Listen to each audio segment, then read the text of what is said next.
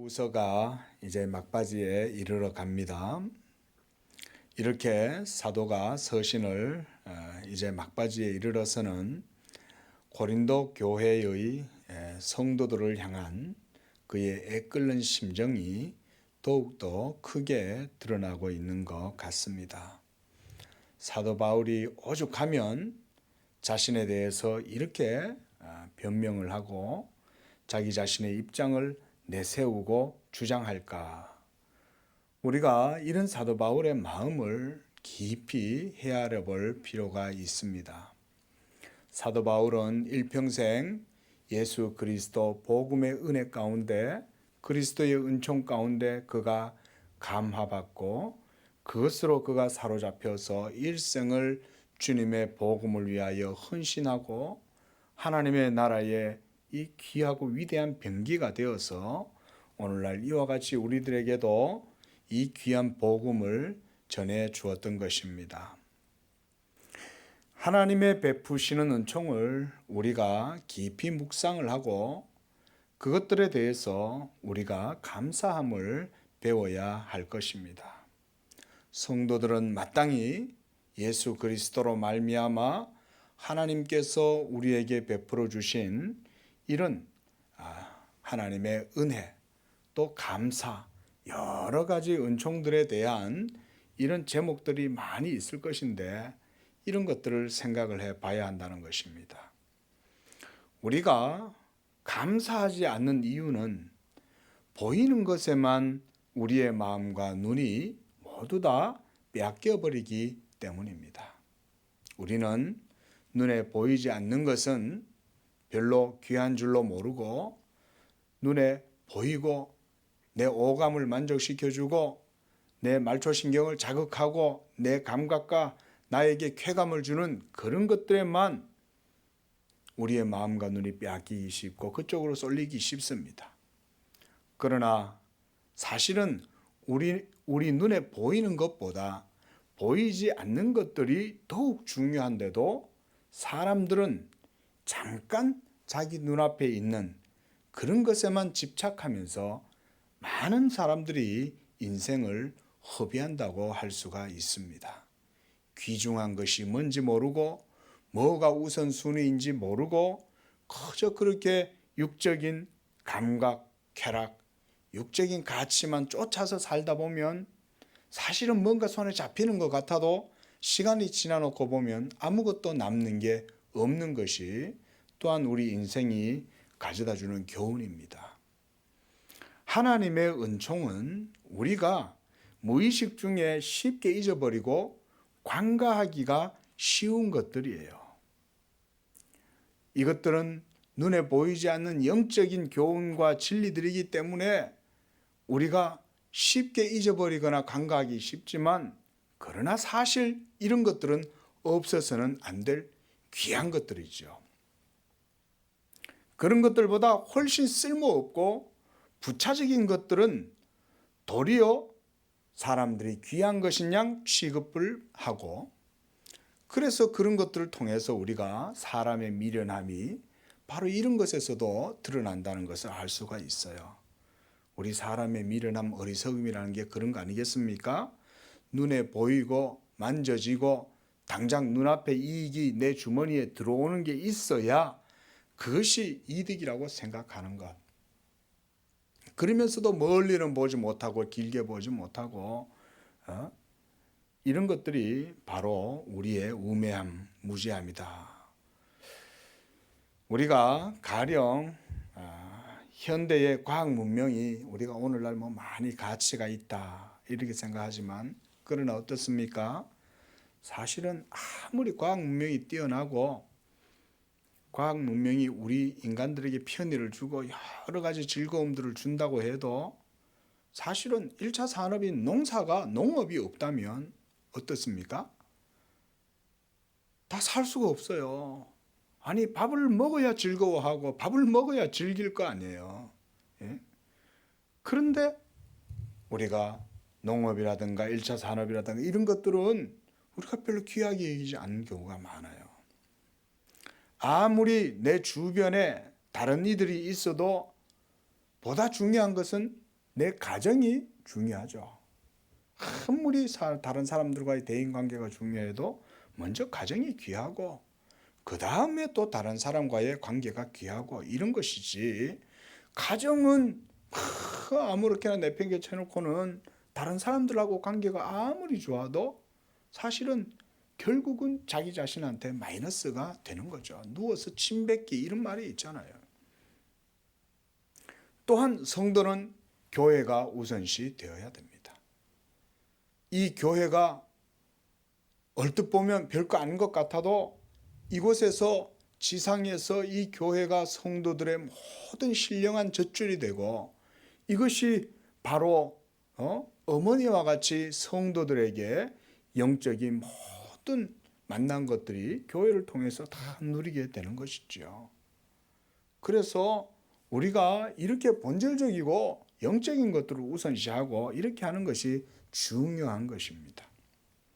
예수 믿음으로 하나님께서 죄인 되었던 우리들에게 어떤 은혜를 주셨는지, 이러한 영적인 진리와 교훈들을 그래서 우리 성도들은 먼저 깊이 생각을 해봐야 하는 것입니다.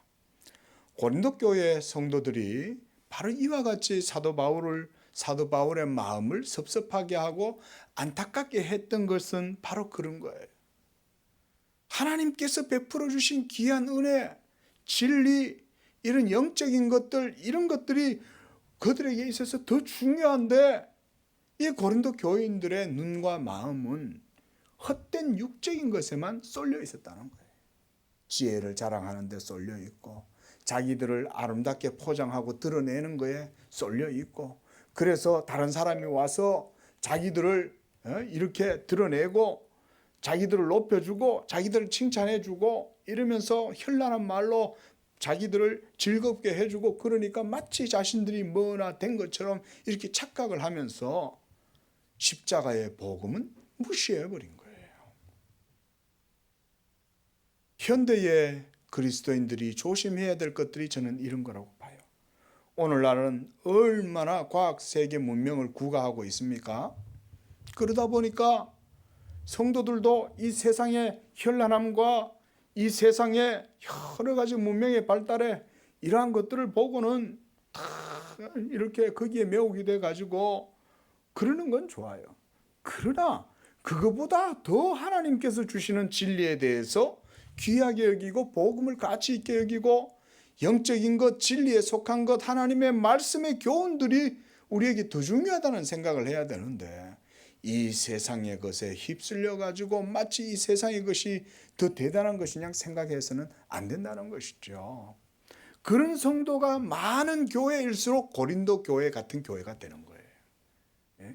이 세상을 자랑하고 이 세상을 즐거워하고 이 세상 안에서 안주하고 만족하면서 마치 신앙은 저 2차, 3차 심심할 때 한 번씩 꺼내보는 뭐 그런 정도로밖에 신앙을 여기지 않는다 그러면, 그것은 바로 고린도 교회의 이 지금 사도 바울이 참 이렇게 안타깝게 여기는 그런 모습들과 다를 바가 없는 것이죠. 그래서 히브리서 3장 1절에서는 사도가 이렇게 말해요. 하늘의 부르심을 받은 거룩한 형제들아, 우리가 믿는 도리의 사도이시며 대제사장이신 예수를 깊이 생각하라, 이렇게 말씀했습니다.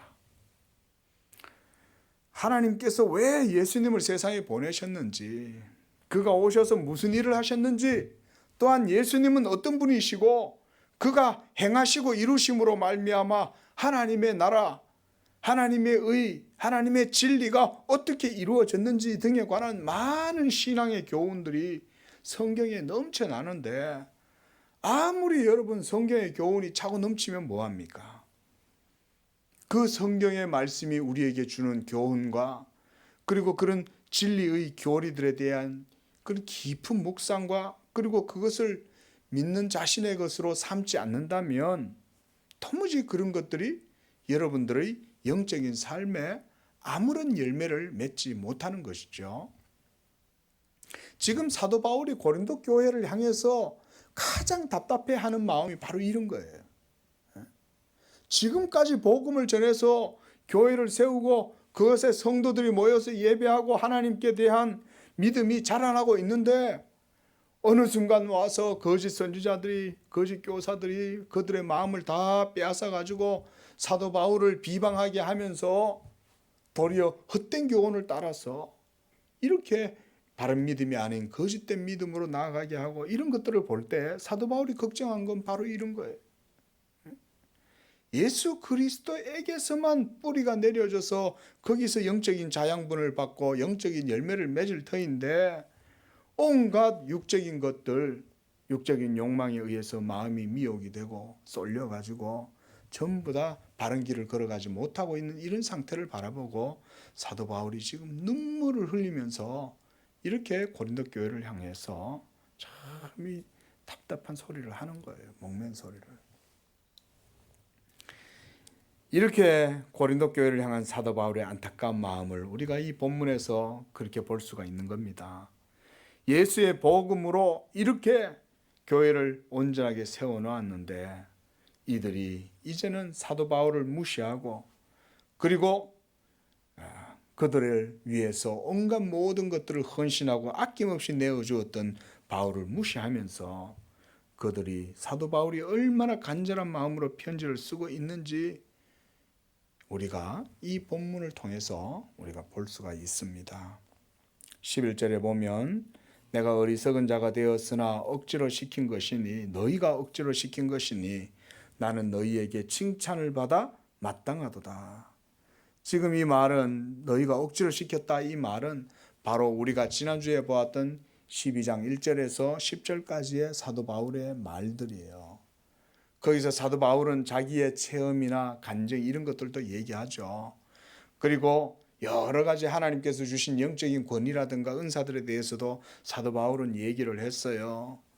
그게 참 어리석은 일들이죠. 그렇게 자신의 체험과 자신의 신앙에 대한 내력을 얘기하는 게 무슨 의미가 있어요? 하나님의 은혜만 얘기해도 시간이 부족할 바인데 내가 이런 걸 했다, 내가 이랬다, 내가 이랬다, 내 자신을 내세우는 것이 얼마나 어리석냐 이거죠. 그러함에도 사도는 어쩔 수 없이 고린도 교인들에게 자신을 내세우는 어리석음을 범했다는 거예요. 근데 왜 그랬어요? 그것은 고린도 교인들이 억지로 시킨 거예요. 그렇게 하지 않을 수 없도록 고린도 교인들이 사도 바울을 자극한 거죠. 왜 그랬을까요? 고린도 교인들의 우매함 때문에 그런 거예요. 어리석음 때문에 그랬던 거예요.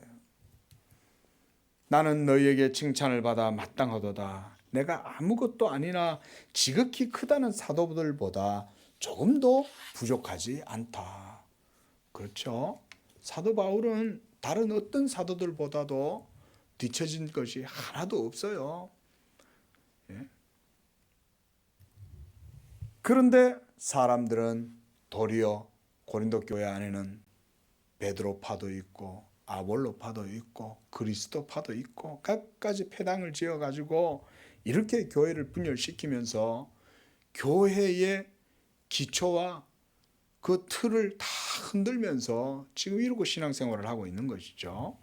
그래서 사도는 지금 자신이 지극히 크다는 베드로, 야고보, 요한보다도 자신이 결코 부족함이 없다고 말하고 있는 거예요. 이거는 자신을 자랑하기 위함이 아니죠. 자신이 주님께로부터 세움을 받은 사도요, 이방인의 사도라는 것을 지금 고린도 교회에 강력하게 어필을 하고 있는 겁니다. 12절에 사도의 표가 된 것은 내가 너희 가운데 모든 참음과 표적과 기사와 능력을 행한 것이라 그랬어요. 초대교회 때 사도 바울이 복음을 전하면 하나님께서 사도 바울과 함께 하셔서 이 복음의 역사가 막 나타나게 하신 거예요.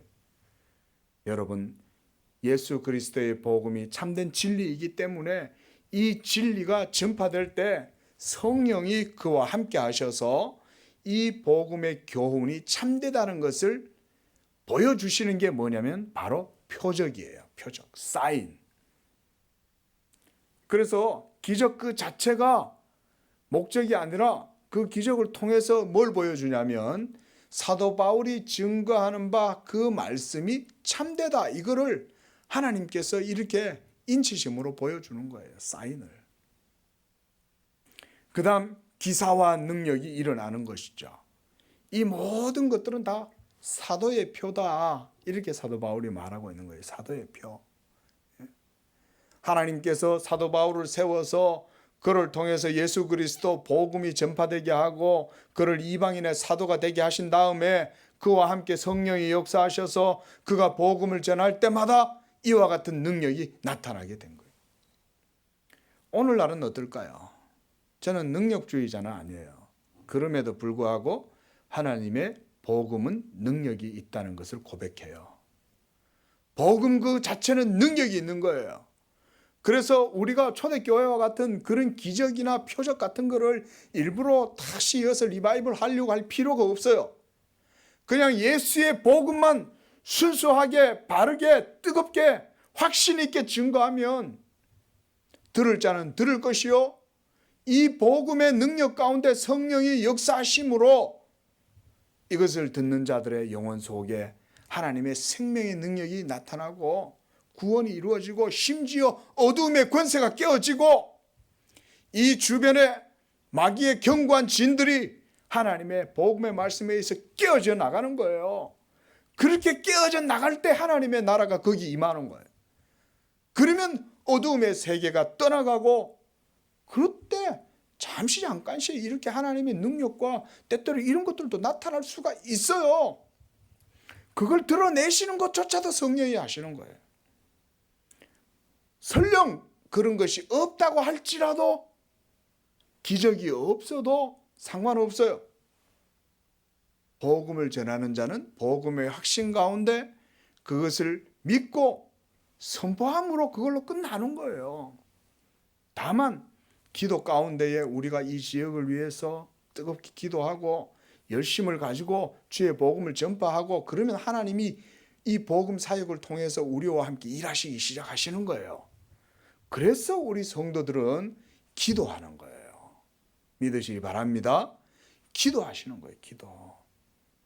그러면 하나님께서 교회가 전하는 복음이 참되다는 것을 때때로 사인을 보여주실 수도 있어요. 이 양재교회가 예수 그리스도의 복음 하나님의 유일한 말씀을 선포하고 증거하고 가르치는구나. 그러면 하나님께서 이 교회를 또한 사도들의 터 위에 서 있으니 이 교회를 통해서도 이 시대에 하나님의 영광과 능력을 드러내실 수도 있는 거예요.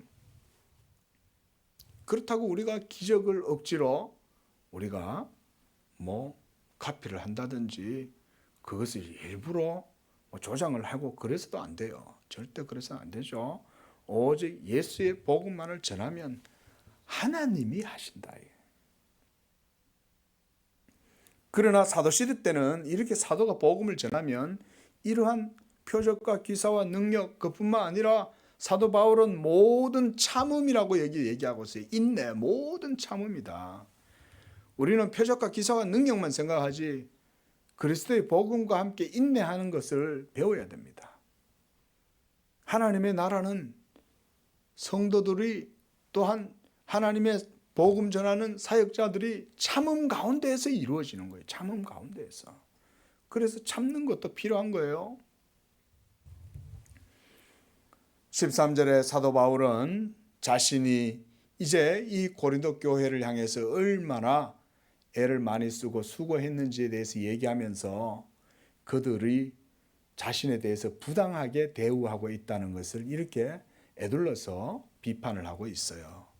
내 자신이 너희에게 폐를 끼치지 아니한 일밖에 다른 교회보다 부족하게 한 것이 무엇이 있느냐. 그렇죠? 우리가 이렇게 사도뿐만 아니라 하나님께서 우리에게 베풀어 주신 은혜가 무엇인지를 한번 잘 생각을 해봐야 돼요. 그래서 너희는 나의 이 공평하지 못한 것을 용서해라. 이렇게 일부러 비꼬면서 말을 하는 거예요. 내가 공평하지 못한 게 뭐냐 이거예요. 내가 다른 교회보다 너희들한테 더더욱이 더 큰 마음을 두고 너희를 위하여 더 헌신하고 너희를 위하여 희생한 거 그거 외에 내가 뭐 있냐. 그런 나를 공평치 못하니 나를 용서해라 이렇게 말을 하고 있는 거죠. 보라, 내가 이제 세 번째 너희에게 가기를 준비하였으나 너희에게 폐를 끼치지 아니하리라. 사도 바울이 참 이 복음의 전파를 위해서만 너무나 마음을 쓰다 보니까 사탄이 얼마나 복음 전도하는 이 사도 바울을 공격하고 그랬겠어요. 조금만 뭔가 핑계거리 있으면, 조금만 트집 잡을 게 있으면 그걸 잡고 늘어나고 그걸 부풀려 가지고 중상모략을 하고 막 이렇게 하는 일들이 사탄이 하는 일이고, 또 거짓된 교사들이 바로 이런 것들을 하는 거예요. 거짓된 교사들은 누굴까요? 맨날 교회 내에서 사역하던 사람들인 거예요. 그들도 복음을 전한다면서 그러고 있는 거예요. 복음을 전한다면서. 한마디로 오늘날로 말하면 우리가 사꾼이고 종교꾼들이죠. 종교꾼들. 복음은요, 그렇게 해서 이루어지지 않습니다. 하나님의 나라는 하나님의 진리대로 복음에 합당한 방식으로만 이루어져요. 그래서 진실한 성도들은 하나님의 말씀을 따라 기도 가운데 성령 안에서 나아가는 거예요. 자칫하면 하나님의 일을 한다면서 자기 자신의 육적인 어떤 즐거움이나 자신의 이익을 위해서, 자기의 명예를 위해서 일하기 마련인 거예요.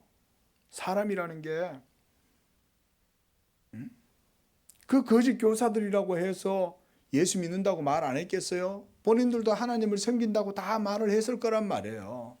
그러나 그들의 모든 교훈들은 예수 그리스도를 위한 것이 아니고 복음을 위한 순수한 신앙이 아니었던 거죠. 그렇죠? 하나님의 영광을 위한 것이 아니었던 거예요. 그런 것들이 결국은 고린도 교회 성도들의 신앙을 멍들게 하고 그들을 잘못된 길로 이끌어 갔던 거죠.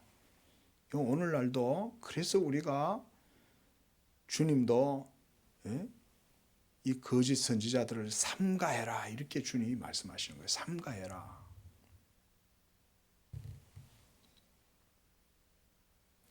이렇게 사도 바울은 자신이 고린도 교회에 마치 영적인 아버지가 된 것이냐, 내가 구하는 것은 너희의 재물이 아니라 오직 너희들이다. 내가 너희를 얻기 위하여 이렇게 한다, 그 말인 거예요. 우리 양재 교회도 영혼을 얻기 위해서 영혼을 살리고 영혼을 세우고 이런 일들을 위해서 기도하는 우리 교회가 되기를 바랍니다. 여기에 성도들이 많이 모이면 뭐 할 거예요? 다 많이 끌어모아 가지고 뭐 할 거예요, 교회가? 그죠? 성도가 많으나 적으나 이곳에 하나님의 말씀이 있기를 위해서 먼저 기도하고, 이곳에 하나님의 말씀이 있으면 그 말씀을 따라서 예배하고 신앙하고 그 말씀에 순종해서 또 삶을 살아가고, 이런 것들을 우리가 성도를 그 가운데 세워나가고, 이런 게 진짜 교회인 거지.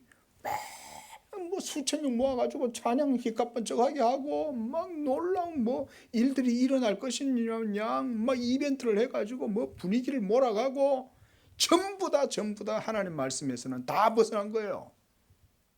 교회는 그런 거 없어도 돼요. 그냥 무명실처럼, 누룩 없는 빵처럼 그저 아무 맛이 없어도 주님의 떡이다 이러고 그냥 조용히 먹고, 그러면서 그걸 음미하고 감사하고 예배하고 기도하고 그 말씀대로 주님 앞에서 삶의 의무를 다하고 그러고 살면은 그게 참된 교회인 거예요. 기적은 도리어 그런 신앙을 멍들게 해요. 마치 기적이 들어가야 뭔가 이 신앙생활에 재미가 있는 거 아니냐? 사탄이 주는 유혹이에요. 평범함 속에서 하나님을 진득하게 섬기고 예배하고 그 말씀대로 순종하고 기도하고 이렇게만 살아도 하나님은 역사하시는 거예요. 오늘날 너무나 이 현대병에 물들어가지고 사람들의 감정이 자극적인 게 아니면 신앙생활조차도 재미없다고 생각하는 거예요. 큰 문제예요, 큰 문제. 저는 우리 양재교회가 이 가운데에 누룩 없는 순전한 떡을 먹으면서 온전히 하나님만을 중심으로 모시고 예배하는 그런 교회가 되기를 원해요. 바로 지금 어린아이가 이렇게 어린아이들을 바르게 세우기 위해서 사도 바울은 지금 이런 말을 하는 거예요. 어린아이가 부모를 위해 재물을 저축하냐? 부모가 어린아이를 위해서 하는 것이 아니냐? 그렇죠? 예? 사도가 고린도 교회 성도들을 위해서 이와 같이 하는데 그들에게서 뭘 받으려고 그러겠어요? 재물을 받아가지고 뭐 하겠냐 이거예요. 예? 오히려 그 영혼들을 자녀들처럼 세우는 것에 관심이 있는 게 진정한 사도 바울의 모습 아니에요? 내가 너희 영혼을 위하여 크게 기뻐함으로 재물을 사용하고 또 내 자신까지도 내어주리니 너희를 더욱 사랑할수록 나는 사랑을 덜 받겠느냐. 참 이 아이러니하죠. 지난주에도 말씀을 드렸지만 착하고 선한 사람은 우습게 여기고 못마땅하게 여기고 연약하다고 생각하고 그래서 조롱하는 거예요. 이게 세상의 육적 욕망의 특성이에요. 세상은 힘 있는 걸 좋아해요. 힘이 없으면 미련하다고 생각해요. 많이 똑똑하고 지혜로워야 그것이 아름답다고 생각하는 거예요. 그게 세상의 사고방식 아닙니까? 그게 유물론적 사고방식 아니에요? 그러나 하나님의 나라는 그런 것이 아니죠. 하나님의 나라는 착함과 선함과 의로움과 자비와 양성과 충성과 온유와 인내와 절제와 전부 다 자기를 내려놓고 희생하고 근신하고 전부 다 이런 거예요. 그러니 복음이 이 세상에서 환영을 받지 못하는 건 당연한 거예요. 이 세상은 자기를 자랑하고 싶어하고 자기를 내세우고 싶어하고 어쨌든지 자기를 드러내가지고 자기가 보다 더 높은 곳에 위치하고 싶어하고 이게 전부 다 세상의 사고방식 논리 아니에요? 저는 우리 양재교회에서 특별히 청년들에게도 이런 신앙의 훈련들이 있었으면 좋겠어요. 그래서 정말 영성훈련이라는 건 없어요. 영성훈련 개념 속에는 그런 것들이 온전히 이루어질 수 없어요. 경건훈련. 그래서 저도 비전이 있어요. 정말 그 경건훈련 학교를 이 청년들을 중심으로 해서 우리 교회가 했으면 좋겠어요. 그래서 저는 그런 꿈이 있어요. 나중에 청년들을 데리고 다 이렇게 이 사역자들과 같이 한 달 정도를 계속 피에타스 훈련을 하는 거예요. 그래가지고 이렇게 자매들은 자매들 클래스로 딱 형제들 이렇게 해가지고 저녁 때 같이 함께 성경 공부도 하고 공동체 생활도 하고 토론도 하고 이러면서 또 숙소는 또 자매들은 자매들대로 형제들은 형제들대로 이렇게 해서 한 달 정도를 교회에서 그 숙소에서 직장으로 퇴근도 이쪽으로 하고 이렇게 해서 한 달 내도록 이렇게 1년에 그렇게 한 번씩 해봤으면 좋겠다. 제가 그런 꿈이 있어요. 그래서 정말 이게 매일 복음을 얘기하는 거예요. 매일 복음을 얘기하고 복음을 가지고 토론을 하고 하나님의 나라와 의와 이 현대 사회 속에 그리스도인으로 살아가는 것, 영적인 사람으로 살아가는 것 이런 것에 대해서 같이 막 얘기하고 나누고 그걸 가지고 또 그 저녁에 모여서 함께 기도하고 그 다음날 아침에는 또다시 교회에서 제공해 주는 것을 먹고 거기서 함께 또 섬기다가 또 출근하고 세상 생활도 하고 그리고 또 저녁 때는 또 다 교회 와서 또 트레이닝하고 참 얼마나 비전이 비전. 생각만 해도 좋은데 이렇게 성도들을 세워주고 싶어 하는 것이 바로 목회자요 사도 바울의 마음이에요. 내 자신까지도 내어주리니 이런 말 속에 사도 바울이 얼마나 복음에 대한 열정이 큰지 알 수 있죠. 내 자신까지 내어주면서 주님이 우리를 위하여 모든 것들을 다 내어준 것처럼 사도 바울도 복음을 위해서 헌신하고 영혼들을 세우기 위해서 자기 자신까지도 내어주면서 그렇게 사랑하려고 그러는데 그 사랑을 알지 못하고 배은망덕하게 하나님 그리스도의 은혜를 잊어버리고 복음에 감사치 못하고 사도 바울 그런 사도 바울은 도리어 멸시하는 한마디로 정말 육적인 교회인 거예요. 고린도 교회가 하여간 이러면서 사도 바울이 16절에 더 이상 자기 이제 속에 있는 얘기를 자꾸 더 안 하려고 그래요.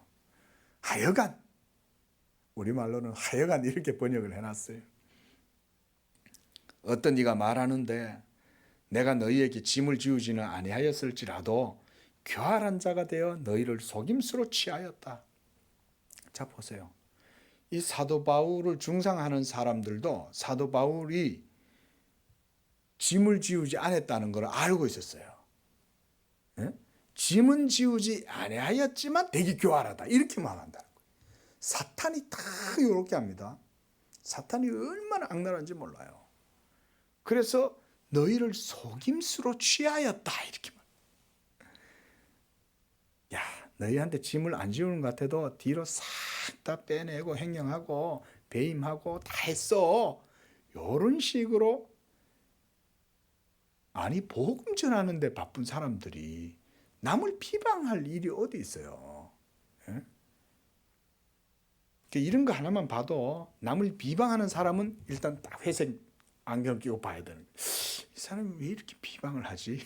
이렇게 뭔가 문제가 있는 거예요. 비방을 할 때는. 17절에 내가 너희에게 보낸 자 중에 누구로 너희의 이득을 취하더냐? 디도를 구원하고 함께한 형제를 보냈으나 디도가 너희의 이득을 취했더냐? 우리가 동일한 성령으로 행하지 아니하더냐? 하나님의 복음의 사역자들은 성령을 힘입어서 하는 거예요. 그래서 기도하는 거예요. 그래서 기도가 성령이 쓰시는 도구가 되는 거예요. 예? 이렇게 참된 사역자들이 성령을 통해서 사역을 했다, 이렇게 사도 바울이 말하고 있습니다. 그러면서 19절에 너희는 이때까지 우리가 자기를 변명하는 줄로 생각하는구나. 이때까지, 이 말은 고린도전서에 있는 내용부터 해서 지금까지 이 편지들을 얘기하는 거예요. 예? 이때까지 우리가 변명하는 줄로 생각하냐? 우리는 그리스도 안에서 지금 하나님 앞에서 말하고 있다. 그게 아니라는 것이죠. 전부 다 예수 그리스도의 복음을 위해서 이렇게 얘기하는 것은 바로 너희의 덕을 세우기 위함이다 라고 19절에서 말씀하고 있어요. 사랑하는 자들아, 이 모든 것은 너희의 덕을 세우기 위함이다. 그렇잖아요. 목사가 복음으로 권면을 하는데 거기에 뭐 일을 취하려고 훈계를 하겠어요. 목사가, 부모들이 자식한테 막 야단을 취하는데 자식한테 무슨 이득을 취하려고 그렇게 야단을 치겠냐고요. 아니죠. 오직 사랑함으로 자녀처럼 그들을 양육하고 세우기 위함이잖아요. 덕을 세우기 위하여 하기 위함이다. 이렇게 말귀를 못 알아듣는 고린도 교인들을 향해서 사도가 이렇게까지 말을 하고 있습니다. 이제 20절과 21절에서는 사도 바울이 이제 이렇게 본장을 마무리를 합니다. 내가 갈 때에, 이거 이제 세 번째 갈 때를 얘기해요. 내가 너희를 원하는 것, 내가 원하는 것 같이 보지 못하고 또 내가 너희에게 너희가 원하지 않는 것과 같이 보일까 두려워하여 이 또 다툼과 시기와 분냄과 당짓는 것과 비방과 수군거림과 거만함과 혼란이 있을까 두려워한다, 이렇게 말합니다. 이 말은 이 말이에요. 한마디로 말하면 내가 이제 이렇게 내 자신에 대한 입장을 너희들한테 충분히 설명을 하고 변론을 했으니까 너희가 내 말을 좀 제발 좀 알아들어라. 그래서 내가 이제 가면 나하고 충돌이 없었으면 좋겠다. 너희가 나의 마음을 깊이 헤아려서 나의 본심을 좀 알아달라. 그래서 결국 뭐라는 거예요? 복음에 합당하게 하나님의 사자로 나를 받아들이고 복음을 받아라, 이 얘기죠. 21절에 또 내가 다시 갈 때에 내 하나님이 나를 너희 앞에서 낮추실까 두려워하고 또 내가 전에 죄를 지은 여러 사람의 그 행한 바 더러움과 음란함과 호색함을 회개하지 아니함 때문에 슬퍼할까 두려워하노라. 전부 다 마음 낮추고 제발 이 복음의 도 앞에서 겸손하게 행하고 하나님 앞에서 전부 다 낮아지고 회개하고 하나님 앞에서 온전함으로 자신을 돌아봐라, 이런 말이에요, 이게. 그래서 하나님이 나를 너희 앞에서 낮추실까 두려워한다, 이 말이 바로 그런 의미예요. 사도 바울이 다시 고린도 성도들에게 나아갔을 때에 고린도 교회 성도들이 사도 바울을 무시하고 깔보고 그렇게 해서 그를 바르게 영접하지 않는 건 아닐까, 이런 얘기를 이렇게 말을 하는 거예요. 하나님이 자기를 낮추실까. 이 말은 역으로 생각하면 이 말이죠. 사도 바울이 실제로 하고자 하는 말은 하나님이 나를 너희 가운데에 합당하게 세워주셔서 나의 영적인 권위가 세워지고 너희가 복음의 그 권위 아래 바르게 순복함으로 하나님 앞에서 바른 신앙인들로 세워지기를 원하노라. 그 말이 지금 이 21절에 사도 바울이 하고자 하는 말입니다. 이렇게 사도 바울의 말씀을 통해서 우리가 참이 복음의 열정에 사로잡힌 사도의 마음을 읽을 수가 있습니다. 이것은 오늘날 그대로 우리가 교회의 모습으로 생각을 하면 됩니다. 지금은 사도의 시대가 아니지만 목사님들이 말씀을 전하고 이것을 통해서 복음이 교회 가운데 선포되어서 교회가 신앙생활을 하는 것이 오늘날은 그렇게 이루어지는데, 우리 양재교회도 기도하는 그 가운데에 이와 같이 예수 그리스도의 복음으로 성도들이 세워지고 이것을 통해서 하나님 나라의 큰 일들이 이루어지는 그런 우리 양재교회도 되기를 주님의 이름으로 축원을 드립니다. 기도하겠습니다.